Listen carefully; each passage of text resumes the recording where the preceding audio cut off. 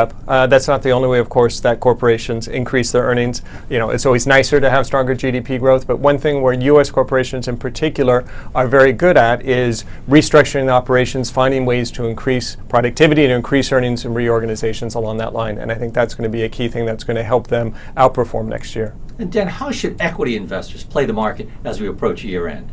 Well, our general advice is to stay invested unless you have a real compelling reason to do otherwise. We don't really see any big risks ahead. Europe does seem to be off the table in terms of the Eurozone crisis. China, we've got what seems to be a soft landing, so it's hard to see kind of an unexpected shock. By definition, you wouldn't see it. But nothing, especially with valuations where they are, that suggests that people should be getting out of equities. If they're in equities now, we think that's probably the right place to be. And as we go into next year, if there's perhaps a bit of a correction, when we do get more tapering out of QE, we think that's really going to be a buying opportunity.